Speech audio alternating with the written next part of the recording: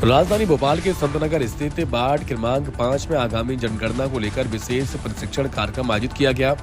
इस प्रशिक्षण के क्षेत्र के गणना कर्मियों और संबंधित अधिकारियों को जनगणना की प्रक्रिया, कार्यप्रणाली और सावधानियों के बारे में विस्तार से जानकारी दी गई। प्रशिक्षण के दौरान अधिकारियों ने बताया कि जनगणना एक महत्वपूर्ण राष्ट्रीय कार्य है। इसके माध्यम से देश की जनसंख्या, सामाजिक एवं आर्थिक स्थिति से जुड़ी सटीक जानकारी एकत्रित की जाती है। संवाददाता राम नारायण मेहर की रिपोर्ट। क्या खास रहने वाला जनगणना में? सर, हमारा जो जनगणना की ट्रेनिंग फर्स्ट बैच हमारा जो रहा वो 50 लोगों का था, जो कि 15 तारीख से चालू हुआ और आज लास्ट डे था उसका। बहुत ही सफलतापूर्वक सबको ट्रेनिंग दी गई। अभी फील्ड में हमारे लोग हैं, प्रगणक और सुपरवाइज़र और हमारे ट्रेनर भी। अभी हम लोग फील्ड पर ही उनको टेस्ट उस पर काम करा रहे थे। फॉर्मेट उनको दे दिया गया है और हमारा अगला बैच जो रहेगा वो रहेगा 21, 22, 23 में। अगले 2 बैच हैं हमारे। इस बार की नई जनगणना यही है कि इस बार सेल्फ इन्यूमरेशन जो भरा गया है वो 15 तारीख से चालू हो गया है, 30 अप्रैल तक वो रहेगा। तो मैं सभी जनता से निवेदन करता हूं कि वो अपना सेल्फ इन्यूमरेशन भी करें और जो भी आपका प्रगणक आपके घर आएगा तो सिर्फ आपको एक आईडी देना है, जिससे आपका समय बचेगा। तो ज़्यादा से ज़्यादा लोग उसी पर गौर करें और जो भी आपके पास प्रगणक या सुपरवाइज़र आता है, काफ़ी गर्मी में आएगा, तो उसका ध्यान रखें कि उसको समय से सब चीज़ें उपलब्ध करा दें, जवाब दें और ज़्यादा से ज़्यादा सहयोग करें। ये भारत की जनगणना है।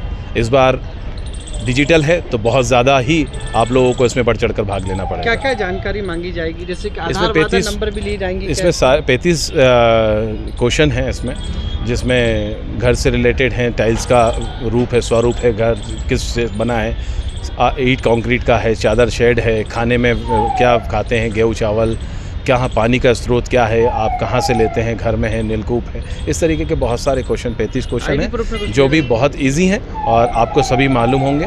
घर के मेंबर्स हैं, ये सब चीज़ें और इजी जानकारी है, बहुत अच्छे से इजी उपलब्ध करा सकते हैं। इसमें कोई भी ऐसा नहीं है किसी तरीके का कोई, अगर आपको कोई डाउट होता है तो अपने चार्ज अधिकारी, जैसे कि मैं Vikram Jha, zonal officer, charge officer हूँ जोन 1 का, तो क्रॉस चेक कर सकते हैं। कोई भी प्रॉब्लम्स हो या कुछ हो या डाउट हो कि नई जानकारी देने में। जनगणना के लोग पहुँचेंगे?